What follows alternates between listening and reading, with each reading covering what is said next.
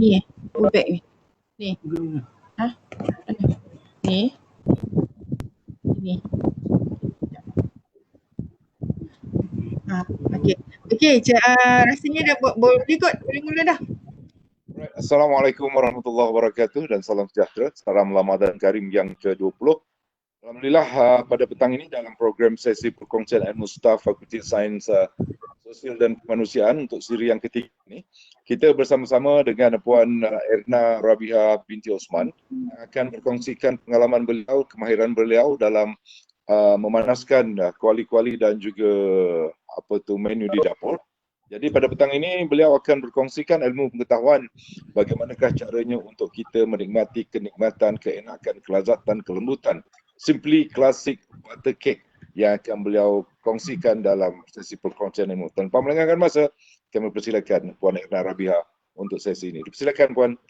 Okey, terima kasih Cik Jais. Assalamualaikum dan selamat sejahtera buat semua sahabat-sahabat. So moga-moga semua berada dalam kesejahteraan yang baiklah. Okey. Okay, minta maaf lah ada sedikit tadi technical fault apa. So, okey, kita mulalah. Untuk tajuk hari ini saya akan berkongsi satu resepi yang rasanya boleh dipelbagaikan dan boleh dimanfaatkan lagi kita nak menyambut Syawal ni kan. So dia berkongsi tentang baking cake classic butter cake. So saya terangkan sikitlah apa yang dikatakan kek, sikitlah serba sedikit. So kek ni sejenis makanan manis yang biasanya dihidangkan sebagai pencuci mulut lah. So kita boleh gunakan biasanya untuk majlis-majlis rayaan, minum petang ataupun pelbagai acara untuk kek. So untuk classic butter cake ni kata nama lain dia kalau di barat kita panggil pound cake. So very the simple cake tasty. So untuk kalau nak ikutkan klasik apa yang dikatakan classic butter cake ni is a cake asli, hasil dari sukatan bahan yang sama. Iaitu kalau ikutkan kalau mak-mak kita dulu-dulu kalau buat kek dia menggunakan sukatan cawan. So kalau butter tu satu cawan, tepung satu cawan, gula satu cawan, telur satu cawan. So mungkin dalam keadaan yang more teknologi sebelum moden ni kita ada buat pengubahsuaian dan penambahbaikan lah. Jadi untuk kek ni biasa kita menggunakan kaedah cara putar.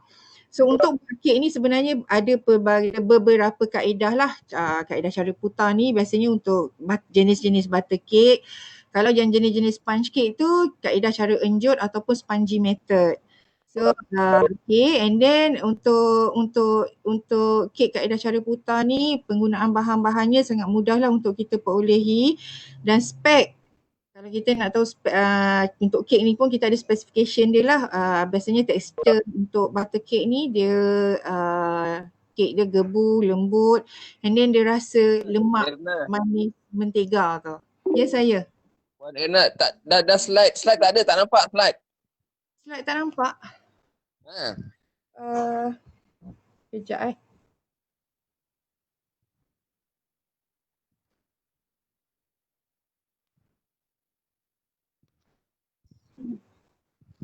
Shaken.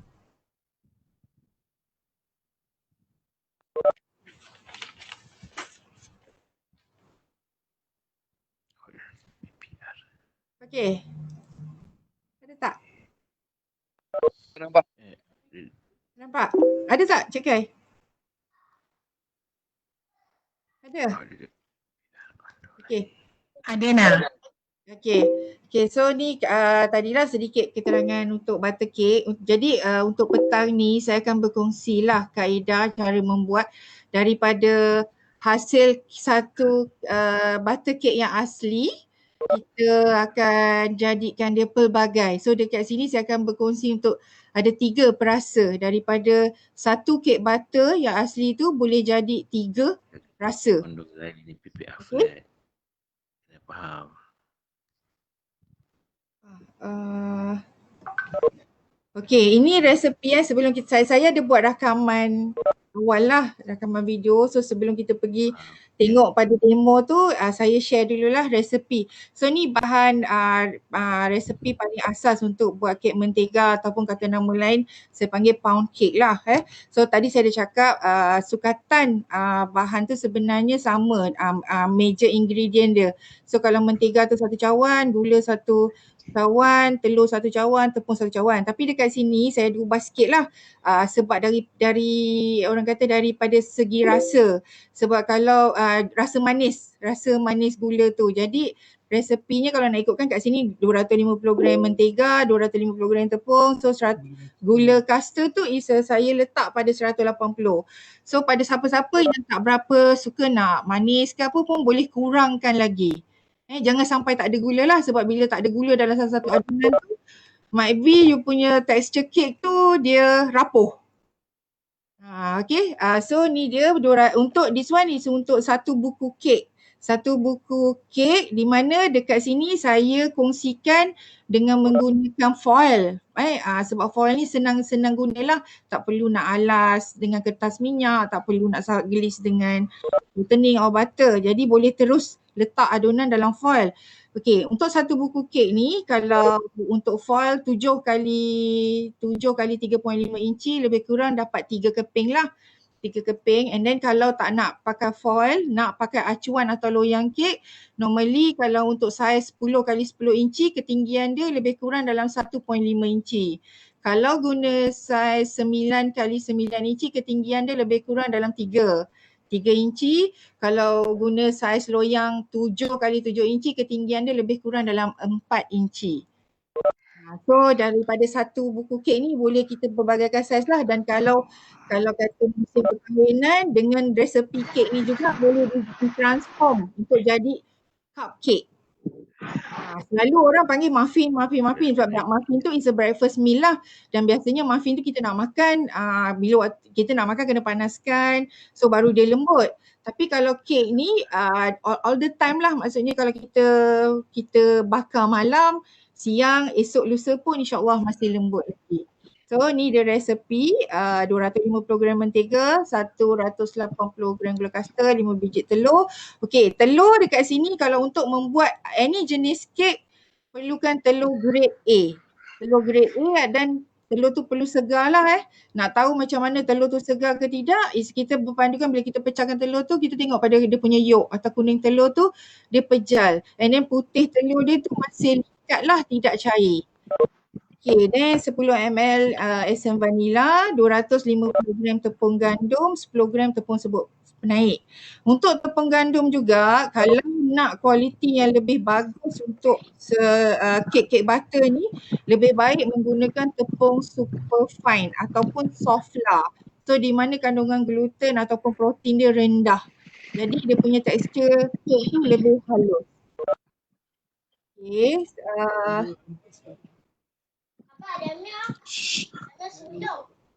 slide nampak kan nampak sebab saya tak dapat nak tengok apa tu yang ni live ni, sebab saya tengok yang saya punya file slide ni lah.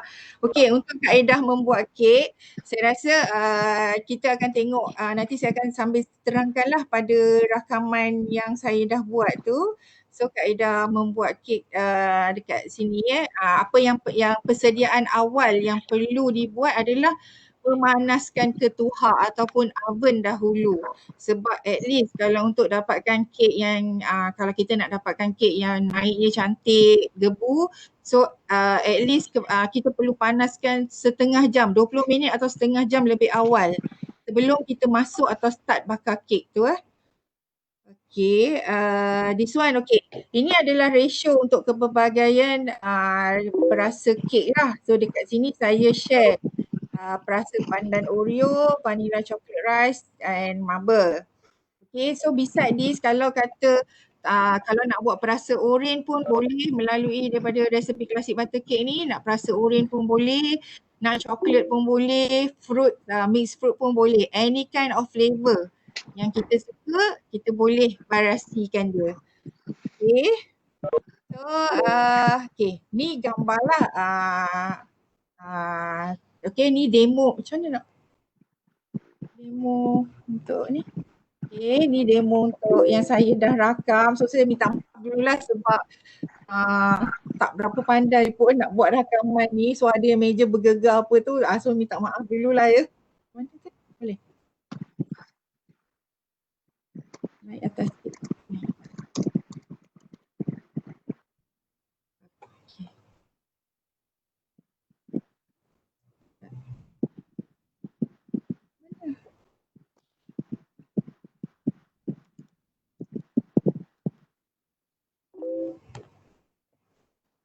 Product unavailable.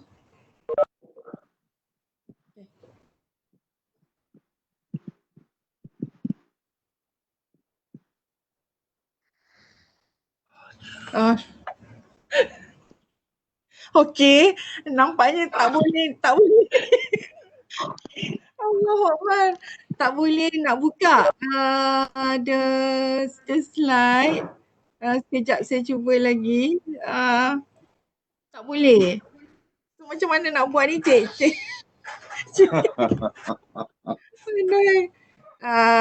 So mungkin dia tak boleh read lah dekat husband punya.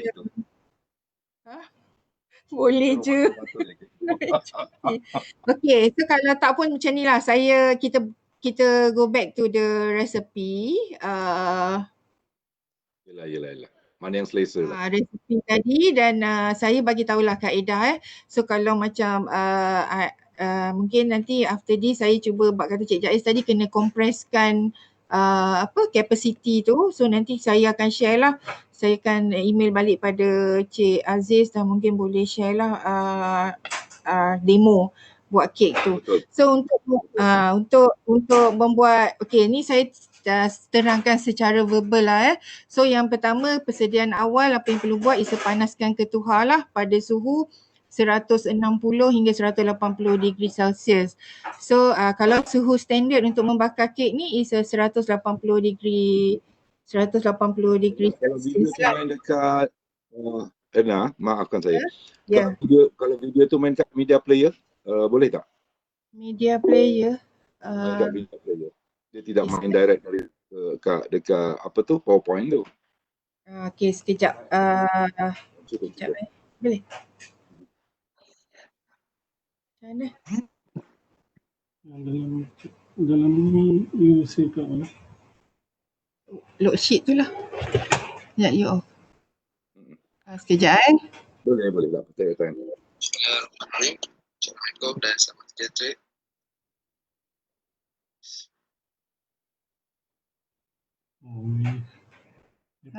Media player tak boleh. Media player pun tak boleh. Tak, sebab ni laptop company kan, jadi dia tak ada media player, dia tak kasih. Itu apps pun boleh. Cikgu tak kisah. Ada 3. Saya rasa kita boleh show daripada komputer ni ke? Tak boleh kan? So saya terangkan dululah kaedah untuk buat kek ni secara verbal dulu saya minta maaf lah atas kesulitan yang berlaku ni. Okay. So tadi kita panaskan ketuhar, then dalam mangkuk adunan satukan mentega dengan gula kasta dulu. So mentega dan gula kasta ni perlu dipukul hingga kembang. Boleh guna sama ada nak guna senduk kayu secara manual ataupun nak guna hand mixer lah, cake mixer. Jadi macam mana kalau kita nak tahu butter tu dah cukup kembang, dah boleh untuk continue masuk dengan bahan lain adalah dengan rasa tekstur gula kasta. Kalau kita kalau boleh sebelum diputar tu kita rasa dulu tekstur gula kasta tu kasar dia takat mana, dan biasanya kalau dah diputar kembang tekstur gula kasta tu is lebih halus. Dan itu satu. Yang kedua, kita tengok pada perubahan color. Sebab untuk dapatkan spek ataupun untuk menghasilkan kek yang cantik, gebu, mentega tu perlu diputar kembang sehingga dia bertukar kepada color off white. Kalau pada permulaannya di putar tu dia berwarna yellowish colour dan kita akan putar hingga kembang sehingga dia berwarna putih ataupun off white. So maknanya kalau dah sampai ke level tu kita boleh continue lah untuk masukkan telur. Okay, telur ni kita pecahkan dalam satu mangkuk 5 biji dan kita campurkan dengan 10 ml esen vanila. Kita pukul sikit lah, kacau sikit dengan garfu ke, bagi dia rata. Dan kemudian masukkan sedikit demi sedikit dalam adunan mentega tadi. So dekat sini untuk kita nak sebatikan sebab telur tu cecair, mentega tu lemak. Jadi bila kita nak sebatikan antara cecair dengan lemak tu perlu dalam kaedah yang sedikit demi sedikit lah. Maknanya kita tak boleh sekaligus sebab dia sukar untuk nak bersatu. Jadi masukkan sedikit ibarat 5 kali pouring lah ataupun tuang curah telur tu. Masuk telur sedikit and then putar sampai dia creamy balik. Kita nampak dia berkrim balik dan continue sehingga selesai. Sehingga habislah telur tu. And then kita nampak tekstur tu, tekstur butter tu dia berkrim. Okay, dan after that barulah kita masukkan tepung gandum dan serbuk penaik yang telah diayak bersama. Okay. Bila dah masuk tepung, bila kalau kata guna hand mixer ataupun pemutar kek, once dah masuk tepung dengan serbuk penaik tadi, kita putar menggunakan speed yang perlahan dahulu.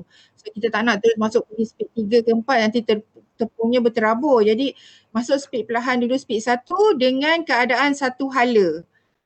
Bukannya sekejap kita putar kiri, sekejap kita putar kanan. So perlu satu hala supaya tujuan kat sini adalah untuk memerangkap udara.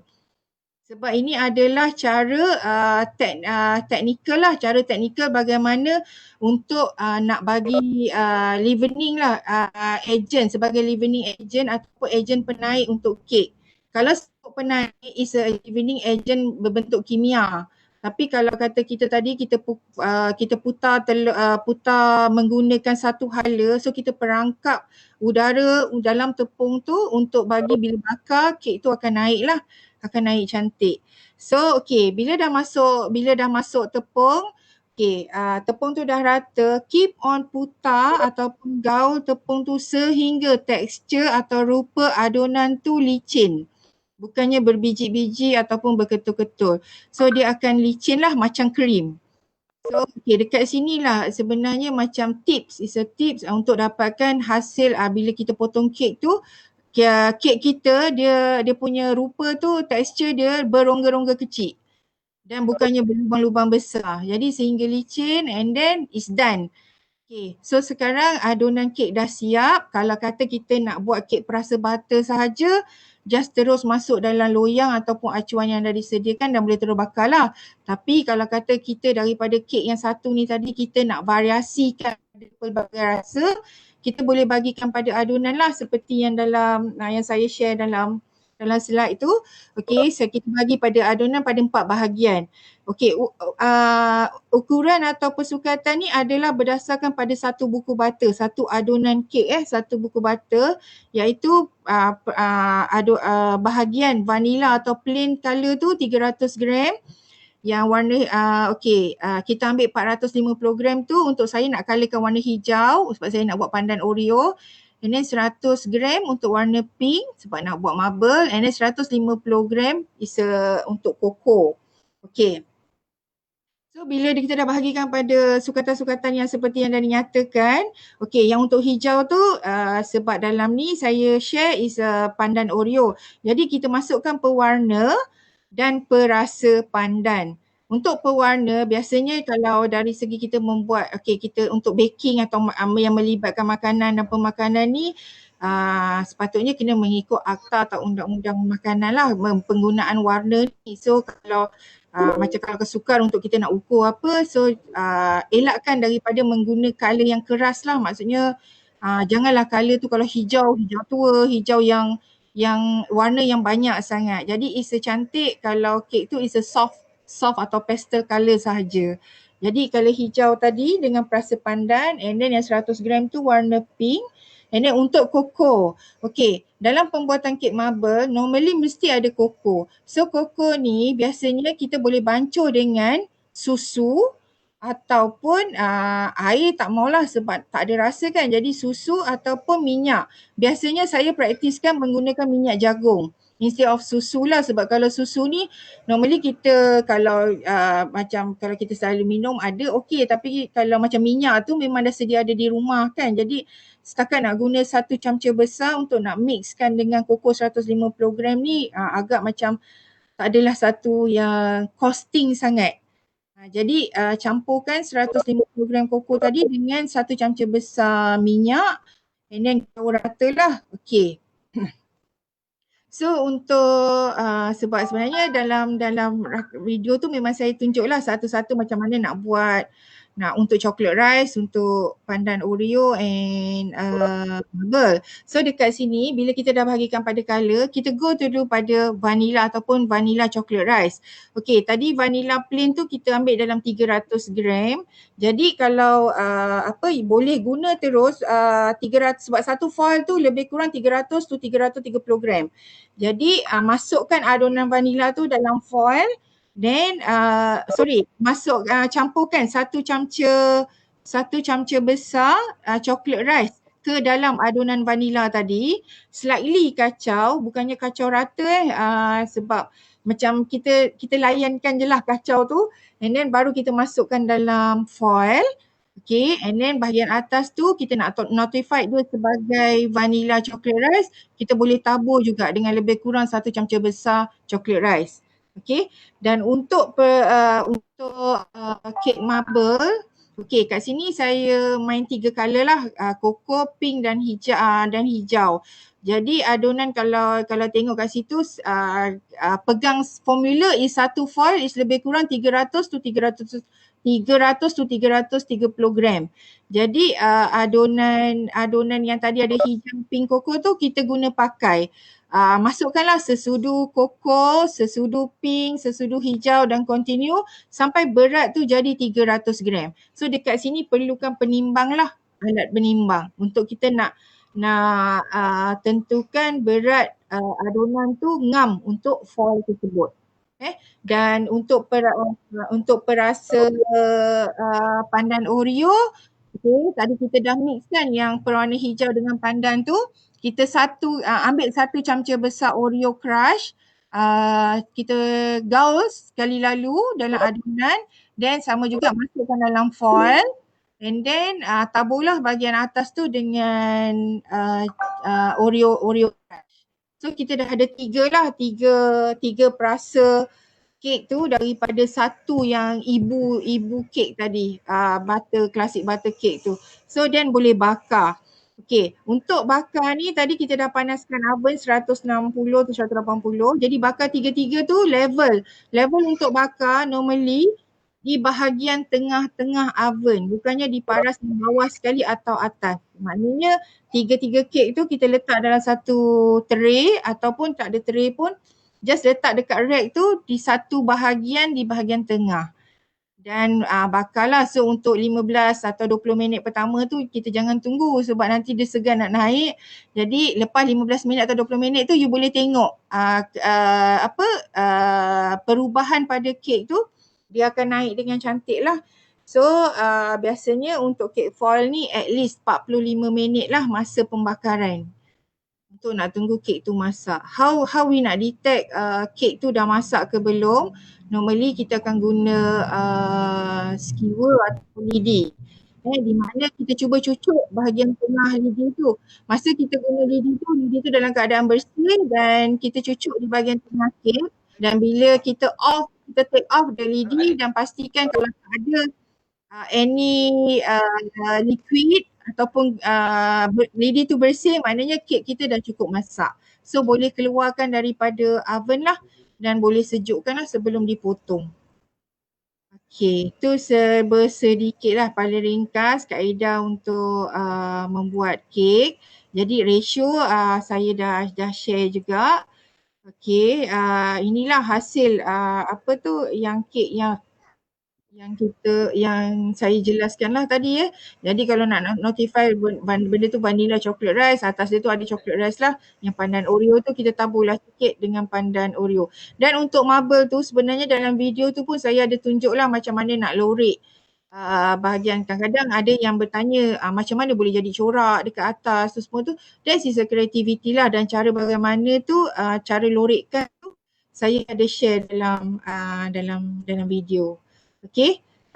So dekat sini ni saya share sikit lah ciri-ciri kaedah kaedah kek cara putar yang baik lah. So kalau kita nak tahulah kek sama ada kita buat ataupun kita beli, so kita nak tahu what is the best cake, especially kalau kek butter ni. Jadi untuk dari segi rupa permukaan kek tu normally kita akan nampak bila dia bakar hasilnya tu naiknya sama rata. Dia tak membukit ataupun tidak merekah. Dari segi tekstur boleh nampak bila kita potong kek tu lembut. Walaupun dia kek butter, dia tak seringan kek sponge tapi dia masih lembut. Kecuali kalau kek tu disimpan dalam chiller dalam keadaan yang sejuk, dan bila nak keluarkan tu memang agak tak adalah keras sangat, tapi kita kena fahamlah butter bila ada dalam chiller tempat sejuk dia keras, dan bila berada di suhu bilik tu dia lembut. Okay, so tekstur kek yang baik berstruktur halus dan berongga kecil lah, seperti mana yang tadi saya bagi tahu. Kita nak masukkan tepung tu, kita perlu putar. Kalau kita nak dapat hasil kek, tekstur kek yang halus, kita kena putar lama sikit tepung tu sampai dia berkrim. Then baru kita bakar ataupun kita variasikan dengan rasa yang kita nak. Okay, and then kek gebu dan tidak keras, kek menganjal bila ditekan. Okay, so menganjal ni maksudnya bila dia spongy lah, maksudnya bila kita tekan dengan jari sikit dia dia turning balik, bukannya dia mendap ataupun meninggalkan kesan jari. So kalau ada kesan jari ataupun mendap tu maknanya kat situ ada sedikit failure kek kita tu. Dari segi rasa of course lah, sebab ni menggunakan butter jadi manis dan berlemak. Okay. Dan juga bergantung bahan-bahan yang digunakan. Okay, kalau kata bahan-bahan premium yang kita gunakan lagi sedap lah kek tu. Penggunaan butter kat sini saya share sikit. Butter dengan margarine satu perkara is berbeza rasa. Margarine is hasil daripada lemak sayuran. Butter adalah daripada susu haiwan, susu lembu normally pemprosesan dia. Dan bila kita pergi jadi kalau guna buat kek menggunakan margarine, masih ada rasa sedap tapi tidak sewangi menggunakan butter. So then butter ni pula ada beberapa kategori, ada pure butter and ada yang salted, ada unsalted dan ada yang modified butter. Normally macam mana kalau kita nak tahu butter tu is the best ataupun yang premium lah, yang sedap, is bila konten susu dalam butter tu tinggi. So mungkin kita boleh tengok pada ingredient ataupun dari mata kasar, bila butter dia cepat cair di suhu bilik, maknanya kandungan susu dalam butter tu adalah tinggi dan sangat baik, dan sangat sedap lah untuk digunakan. Tu beza. Sebab contoh bukan nak condemn kat sini. Okay, contoh kita ambil pure butter is sama ada SCS ataupun Anchor, and then modified butter is sama ada farm cow atau buttercup. Okay. Farm cow buttercup is modified butter. Dudukkan dia dalam suhu bilik 2 hari pun dia tak melting. Dia masih stay dalam bentuk cube. Tapi kalau pure butter seperti SCS atau Anchor, dalam in 10 minutes or 15 minutes kita berada di suhu bilik, lagi-lagi kalau cuaca yang agak panas, dia cepat dan mudah cair, terus jadi macam minyak. Jadi itu yang membezakan. Jadi dari situ kita boleh detect lah. Kalau macam kata somehow kalau dekat market promosi ke apa, dia kata pure butter. Tapi kita sebagai pengguna ni macam mana kita nak tahu spek, is it pure ke tak ke, in term of brand pun nak kena ambil tahu juga. Jadi kita boleh nilai lah dekat situ. Penggunaan kalau tinggi means kalau cepat cari butter tu pada suhu bilik, tinggilah konten susu tu, that is the best butter lah untuk guna, especially kalau dalam pembuatan kek butter ni. Okay. Okay, then dekat sini ada sedikit lah kesalahan, saya sharekan kesalahan dalam menyediakan kek kaedah cara putar ni iaitu kek butter ni. Okay, kadang-kadang saya rasa macam sahabat-sahabat yang memang especially yang wanita memang rasanya tak mungkin tak pernah buat kek kat rumah, tapi mungkin dari segi hasil nak dapat kek yang baik atau tak baik tu lepas ni mungkin boleh tahulah, insya-Allah boleh tahulah bila kek tu is okay ke tak. Even saya walaupun saya mengajar dalam bidang ni, somehow saya buat kek pun ada juga kadang fail, merekah apa. Jadi kita tahu kek merekah tu oven tinggi, suhu tinggi ke apa. So maknanya dekat sini tekstur untuk kek padat atau bantat. So untuk tekstur kek padat atau bantat ni memang kalau nak ikutkan kek yang memang tak jadilah. Sebab-sebabnya adalah adunan lemak dan gula tu tidak diputar dengan secukupnya. Sebab saya cakap tadi bila kita memutar kek tu, butter dan gula tu is a technical leavening agent di mana lagi lama, lagi kembang kita putar butter dan gula tu, kita akan naik lagi cantiklah, lagi gebu. Dan telur tidak diputar dengan baik. Ni tadi pun saya dah sebut juga masa kat buat kek tu, masukkan telur tu sebiji demi sebiji lah supaya dia sebati, dia boleh bersatu dengan butter so hasil, sebab kalau kita tak putar dia sebati atau dia bersatu, dia akan jadi split. Dia macam mendadih, maknanya ada konten air dekat situ. So bila ada konten air tu, kadang-kadang bila kita bakar kek, kita nampak ada satu lining, sama ada di tengah-tengah ataupun belah bawah. Tu disebabkan oleh telur lah and then cecair yang digunakan terlalu banyak. Dekat sini somehow ada jugalah, saya pernah dapat pertanyaan ataupun is a comment yang kawan-kawan share. Kalau nak kek lembap, letak susu lebih dalam adunan. Sebenarnya kek lembap atau tidak tu bergantung pada masa membakar kek lah. So kalau macam ni cecair yang digunakan terlalu banyak ni, contoh kalau masukkan susu, kek tu akan menjadi sedikit berat sebenarnya. Adunan mendadih tadi saya dah sebut. Bahan penaik tidak mencukupi. Bahan penaik kat sini is chemical agent lah. Biasanya untuk membuat kek, kaedah membakar ni kita akan menggunakan baking powder sebagai leavening agent ataupun agent penaik. Baking powder ataupun serbuk penaik. Jadi ratio dekat sini normally kalau kata nak macam somehow dia letak 1 camca teh ke apa, kita boleh dia punya formula is 250 gram butter bersamaan dengan 5 hingga 10 gram baking powder. Itu that is memang ratio ataupun satu formula untuk membuat kek butter. And then suhu ketuhar tidak cukup panas. That's why saya cakap tadi is kalau kita nak membakar at least setengah jam sebelum tu kita dah panaskan dulu oven. Dan tepung yang digunakan melebihi sukatan. Ni memang of course lah, kalau nak ikutkan formula, tepung tu mesti sukatan tepung tu mesti separuh daripada sukatan liquid. Liquid dekat situ is mentega dengan telur tadi. So yang kedua, this tekstur kek kasar. Serbuk penaik. Kalau serbuk penaik ni berlebihan pun, mungkin kita cakap letak lebih sikit lah, kita nak bagi dia tinggi sikit, kembang sikit. Boleh, tapi dia akan efek pada tekstur lah. Tadi tekstur kek tu akan kasar, dan satu lagi mungkin juga akan efek pada rasa. Dia akan ada rasa macam bersabun sikit sebab benda ni chemical kan. Jadi bila kita menggunakan pada sukatan yang lebih tu, dia akan efek pada rasa Dan sukatan lemak tidak tepat ni, saya dah sebut tadi formula. So kalau formula kek butter ni normally tepung tu is lebih kurang daripada separuh. Jadi kalau sukatan cecair tu mesti 1, tepung tu separuh. Dan ketuhar terlalu panas ni pun boleh menyebabkan lah tekstur kek kasar ataupun kering.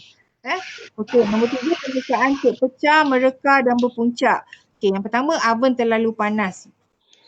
Bila oven terlalu panas ni, bila dibakar, normally dia akan cepat naik. Dia akan cepat naik dan membukit, yang pertama. Dan kedua, appearance dia, yang bahagian luar tu akan lebih gelap lah. Maksudnya dia macam cepat burn berbanding nak tunggu yang belah dalam masak. Lepas tu kek diletakkan pada aras yang tinggi dalam ketuhar. Ni pun tadi saya dah sebut cara nak bakar kek. kek tu letakkan di bahagian level tengah dalam oven tu. Dan acuan kek loyang dan terlalu kecil. Okey, ni sini dari awal tadi saya dah sebutkan penggunaan untuk macam contoh adunan yang saya bagi ni is a base pada 1 buku butter, 250 gram butter. So acuan kek atau loyang tu normally saya dah bagi. Kalau saiz 10-10, ketinggian dia takat 1.5, saiz 7-7, tinggian sekat. So benda ni tadi saya dah note lah. Okey. Yang keempat, kek mendap di bahagian tengah. Okey, kek mendap bahagian tengah ni normally cecair terlalu banyak lah. Okey. And then pintu adunan terlalu lama diputar. Okey. And then pintu ketuhar kerap dibuka. Waktu ketika kalau kita dah start bakar kek, dah masukkan kek dalam oven, untuk 15 atau 30 minit yang pertama, jangan buka oven, dilarang. Jangan buka sebab kita tak nak ada getaran, suhu tu berubah.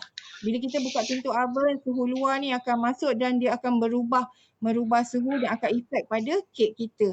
Tu yang kadang-kadang Apa tu tak tahu tu. Kek mendak di tengah. And then lagi satu, kek tidak cukup masak. Somehow kita nampak appearance dia dah browning, nampak garing. Tapi mungkin dekat situ kita menggunakan suhu yang tinggi. Sakit luar ni 2000 bayar kot. Maknanya sebab tu tadi kita akan test dia menggunakan lidi lah ataupun skewer. Ketuhar terlalu panas ni pun samalah. Maksudnya bahagian luar tu dah masak tapi kita tak tahu yang sebenarnya dalam tu masih belum cukup masak. Okey, kek kering dan perui ni disebabkan serbuk penaik and then kek dibakar terlalu lama dan suhu terlalu tinggi. So tips apa yang saya praktikkan bila saya bakar kek, memang kita ikut kalau buku ke apa 180 degree. Memang kita akan dapat kek tu is macam nak kata 100% moist ke ataupun rupa tu I'm not sure, means kita boleh nilai sendirilah. So apa yang saya praktikkan, kalau saya nak bakar kek, saya akan starting atau menggunakan suhu yang statik sahaja, is a 150 degree Celsius. 150 degree Celsius. Okey, kalau 180 degree kita akan masak kek tu dalam masa 1 jam boleh masak. Tapi kalau kita guna suhu yang rendah, dia akan naik secara perlahan dan bahagian permukaan end up permukaan kek tu dia akan rata. And then tu yang pertama. Yang kedua, okey, memang suhu masa membakar tu agak lama sedikit lah. Lebih kurang 1 jam tu 1 jam 15 minit. Okay, and then tapi dekat sini dia akan maintain warna, especially kalau kita buat kek marble. Kek marble tu lagi kalau ada colour hijau, kuning, merah. Jadi dengan menggunakan suhu yang rendah ni dia akan maintain colour tu, dia tak akan browning. Dia akan maintain lah. Jadi nampaklah corak-corak atau lorik-lorik yang kita buat tadi ada warna merah, warna hijau, warna coklat. If not, kalau kita menggunakan suhu yang agak standard 180 ataupun tinggi, kita akan dapat hasil permukaan tu di warna coklat, browning terus. Bila dah potong baru kita nampak cantik marble tu. Okay, so rasanya itu semua yang saya boleh sharekan. Dan apa ni, saya minta maaf lah sebab sebenarnya gigih juga buat video tu sebab alone seorang. So macam ni bila sebab saya pun tak berapa mahir sangat bab IT ni, jadi bila Cik Jais kata kena kompreskan capacity tu, insyaAllah ni nanti saya cuba workout untuk kompreskan dan saya cuba share lah untuk dengan sahabat-sahabat semua, dan saya harap demo yang saya buat tu boleh membantulah bila you all nak buat kek sendiri di rumah. Okay, so rasanya kalau rasanya setakat ni dululah yang boleh saya sharekan. So kalau ada apa-apa pertanyaan ke apa ke? Okay, terima kasih Erna. Kalau kita tengok dekat chat tu ada beberapa soalan untuk Erna jawab tu.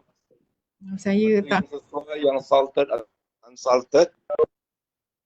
Dan oven nak on kipas tak? Itu antara soalan-soalan yang diberikan. Okay, ni saya nampak kat sini. Untuk butter yang sesuai salted or unsalted, okay, normally butter yang the best is unsalted. butter unsalted. Tapi ada some recipe kalau macam penggunaan, bila unsalted ni dia tak ada rasa butter tu. Tapi kita boleh add in garam sedikit untuk bagi tambah lemak butter. So butter yang sesuai salted or unsalted dua-dua pun okey. Cuma kalau nak cakap yang dia premium ataupun the best, kita gunalah butter unsalted. Sebab bila kita guna butter salted memang ada rasa sedikit masin pada kek yang kita buat tu. Memang ada rasa sedikit masin dan kadang-kadang depend juga pada brand. Somehow yang pernah saya guna kalau macam Anchor salted, normally rasa masin tu dalam keadaan yang baik lah, macam tak obvious sangat rasa masin. Tapi kalau macam you guna, kalau macam ada some butter macam Buttercup ataupun Farm Cows tu mungkin ada appear sedikit rasa masin. So kadang-kadang saya banyak jugalah kadang macam silent reader tengok dalam grup-grup dia kenapa butter rasa, kenapa kek rasa masin apa kan. Mungkin penggunaan butter lah dekat sini. Dia menggunakan butter yang bukan unsalted. Okay, so apa? Sekejap. So lagi butter. So beli buttercup. Okay, oven. Okay, oven sekarang ni, penggunaan kipas dalam oven. Tujuan ada kipas dalam oven tu adalah untuk membagi suhu tu sama rata. Dia rata. Jadi kalau dalam pembuatan kek tak perlu guna kipas sebab boleh menyebabkan kek tu, hasil kek tu kering. Tapi kalau you bakar biskut ataupun ayam ke whatever grill ke, memang menggunakan kipas sebab kita nakkan pembakaran tu rata, especially kalau biskut lah.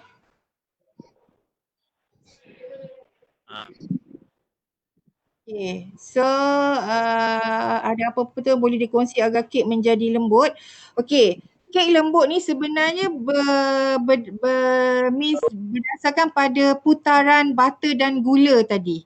Bila putaran butter dan gula, sebab tu saya sharekan sini classic butter cake is penggunaan kuantiti dia sama kalau nak ikutkan. Tadi saya cakap kan kalau kita guna 250 gram tepung, kita akan guna 250 gram gula, 250 gram telur.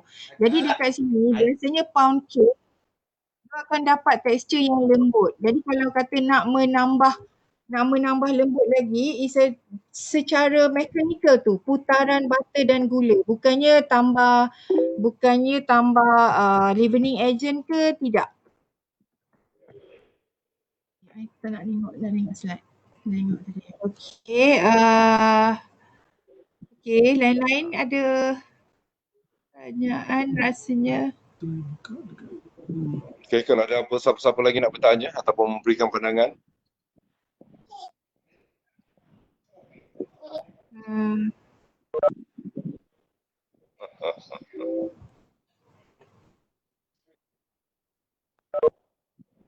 Nak saya ingat siapa?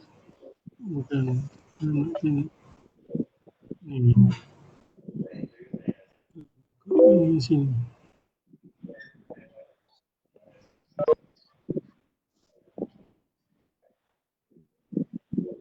Lagi kat sini. Okey, rasanya dah tak ada pertanyaan lagi tu Erna. Okey. Terima kasih sekali lagi kami ucapkan kepada Puan Erna atas perkongsian bagaimana membuat butter cake secara klasik yang telah pun beliau kongsikan. Walaupun kita tak dapat melihat video contoh dan ataupun video selingan itu, tapi kita harapkan insyaAllah akan dikongsikan di mana-mana media sosial ataupun untuk kita tengok kembali nanti. Bagi yang berminat lah. Sekejap ni ada Dr. Yati kalau pakai tepung naik sendiri perlu tambah baking powder lagi. Okey, untuk tepung naik sendiri ni memang dah ada content of baking powder. Kalau ikut pengalaman saya biasanya kalau saya akan tambah lagi. Sebab normally macam tak cukup, saya ada juga kek-kek yang saya menggunakan tepung naik sendirilah, bukan butter cake. Normally kalau macam chocolate fudge cake ke saya biasanya saya akan tambah. Kalau kata penggunaan satu buku butter satu buku butter tu dia punya tepung normally 250 atau 300 gram. So itu tepung naik sendiri. So saya akan tambah 5 hingga 10 gram lagi baking powder. Boleh tambah sebab membantu kek tu untuk bloom lah, untuk kembang naik cantik. Okey. Okey Cik Jais. Rasanya dah tak ada apa dah. Lagi satu soalan last tu dekat chat tu. Dia kata open order tak ada soalannya. Ada open order ke tidak? Kata dia. Open order. Ha. Tak ada open order lah sebab dah bagi dah resepinya. Memang semua kena buat lah. Okay, So, maknanya semua kena very buat sendiri lah very simple, sebenarnya sangat mudah. Boleh mulakan dengan buat pakai foil ataupun cupcake. Mungkin rasa Betul. kalau macam pakai loyang, dia mengambil masa yang terlalu lama untuk bakar. Betul. Dan mungkin agak sulit lah. Tapi kalau kita guna foil ataupun cupcake, muffin cup ke, tu lebih mudah lah. Dan bila biasanya bila first attempt kita buat hasilnya cantik, itu yang membuatkan kita akan jatuh cinta untuk yang seterusnya. Okay. Saya nak tanya sikit boleh tak? Sebelum habis. Boleh. Ada soalan lagi? Silakan. Terima kasih Cik Jais. Saya tengok tadi vanila kan 300 gram, hijau 450, pink 100, koko 150. Jadi bila tang koko ni sebab satu tu kena lebih kurang masukkan 300 hingga 330 gram. Yang koko ni campurkan sikit ke dengan warna hijau? Sebab saya tengok perkiraan dia tu. Okey. Sebab dekat sini saya bagikan adunan ni untuk menghasilkan 3 flavor tu lah. Tadi vanilla chocolate rice. Okey, tu 300 gram. Jadi yang hijau tadi is untuk pandan Oreo. So kalau kita ambil adunan hijau pandan Oreo tu 300, katalah kita ambil 300 gram, kita ada balance lagi dekat situ 150 gram, right? Ataupun kita boleh ambil hijau tu 300 to 30 gram. Jadi kita dah dapat satu foil. Jadi yang selebihnya tu 150 gram koko, 100 gram pink dengan yang selebihnya katalah 100 gram hijau tu, itu adalah untuk marble, perasa marble. Jadi dekat sini adunan sebenarnya untuk variasi adunan ni depends pada kreativiti kita. Kita boleh je bagikan adunan, kalau kata tadi macam contoh saya dah bagi butter cake klasik. So contoh kalau kata nak buat kek oren sahaja. So dekat sini kita just tambahkan grated of kulit oren, lebih kurang 1 biji, dan kalau nak sedap lagi biasa saya akan tambah sangkuik. Sangkuik tu dalam 1 atau 2 cangkir besar, and then lemon, perasa lemon. So dan pewarna oren. Jadi kita tambah that ingredient, oren sangkuik, pewarna oren, perasa lemon tu kita mix and then kita bake. Boleh. Kalau kata kita nak buat orange chocolate, marble orange chocolate. So kita bagikan adunan tu pada 2. So satu adunan tu kita akan campurkan dengan koko.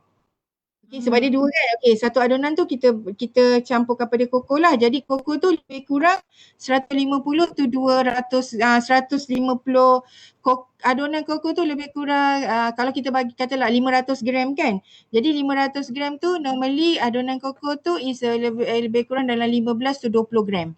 So 15 to 20 gram serbuk koko tu campurkan dengan 1 atau 2 cangkir besar minyak, and then baru mixkan dengan adunan yang kita dah bahagi tadi. So terhasilnya warna coklat. Dan satu bahagian lagi tu kita colourkan lah, maksudnya kita campurkan dengan, kalau tak nak lah pakai oren grated yang fresh tu, boleh je oren sangkuik dalam 2 sudu 2 cangkir besar plus dengan perasa lemon atau perasa oren.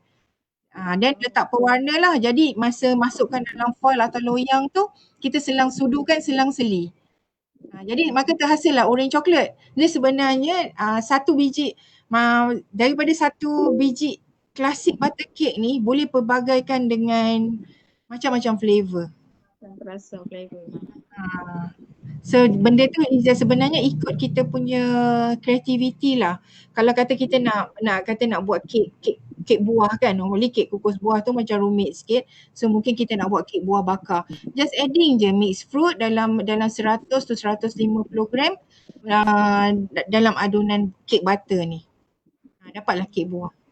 Kalau uh, Berat tak berat. okey.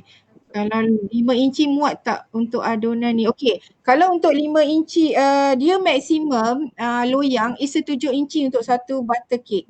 Satu buku butter ni, yang adunan satu buku butter. Normally biasanya macam ni lah, kalau formula tu kita ingat adunan untuk kita buat kek kita base pada butter, dia bahan utama.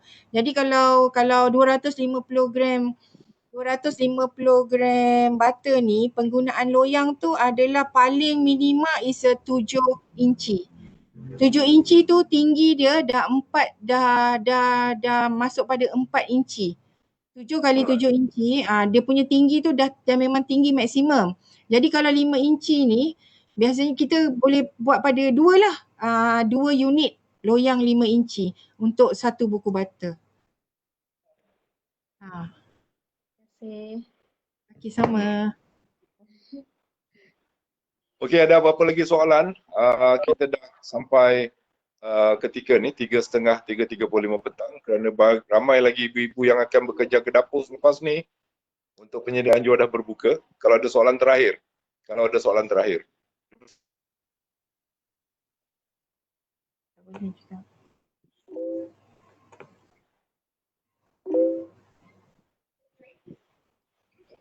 Nampaknya tak ada soalan lagi lah Puan Erna. Okey. Okey, baiklah tuan-tuan dan puan-puan, sekali lagi kami merakamkan ucapan ribuan terima kasih kepada Puan Erna yang sudah berkongsi pengalaman kepakaran dalam penyediaan kek butter yang basic ataupun yang klasik untuk sama-sama kita pelajari bagi mereka yang berminat. Dan ini kebanyakan memang hobi kaum wanita, bukan kaum lelaki. Kaum lelaki hanya suka menjadi food tester dan juga favourite untuk mereka yang meminati kek dan sebagainya. Okey, sekali lagi terima kasih kepada semua yang hadir, rakan-rakan Maya daripada fakulti untuk bersama-sama mendengar satu perkongsian ilmu sesi yang ketiga ini yang telah pun dianjurkan oleh fakulti kita, dan kami mengharapkan banyak apa saja yang disampaikan, apa saja yang dikongsikan dapat kita gunakan sebagai panduan dalam menjadikan kek kita lebih gebu, lebih gebas, lebih lembut, tidak merkah, licin, rata dan sebagainya. Sekali lagi terima kasih kepada Encik Hairul selaku penyelaras yang telah pun bersama-sama menjayakan program ini. Tak lupa juga kepada Encik Aziz Yaakob selaku penyelaras IT yang memastikan segala kelancaran persiapan peralatan dan sebagainya dapat digunakan dengan sebaik mungkin. InsyaAllah kita akan berjumpa pada esok pagi pada jam 8 suku pagi dalam program kerohanian untuk bersama-sama dengan Ustaz Arif yang akan berkongsi dengan tajuk Al-Akhu yang akan beliau kongsikan pada besok pagi insyaAllah. Jadi teruskan selama berbuka puasa insyaAllah. Selamat berbuka puasa kepada mereka semua dan semoga dipertemukan di lain masa dan waktu. Sekian. Assalamualaikum warahmatullahi wabarakatuh. Selamat petang. Kita jumpa lagi. Waalaikumsalam. Tak kelas.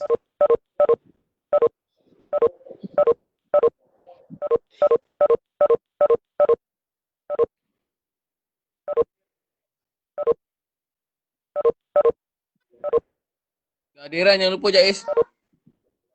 Kepada semua pasti isi kehadiran melalui link yang disediakan di chat ini. Terima kasih.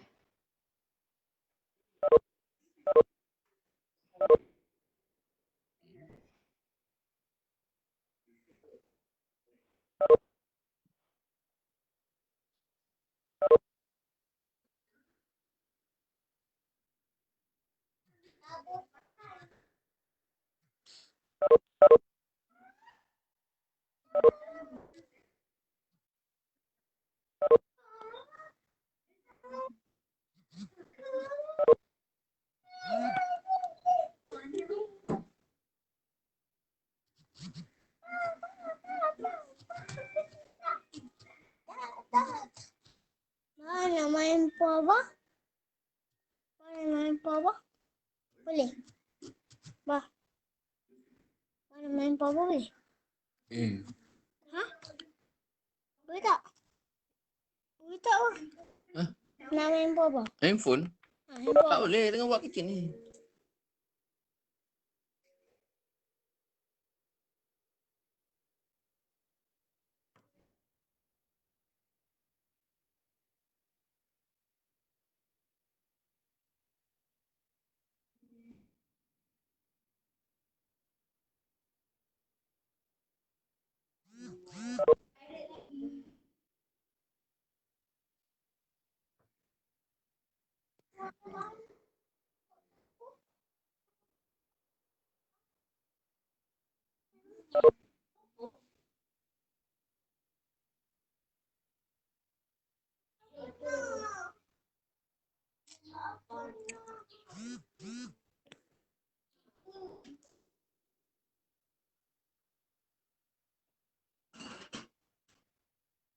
Lambat.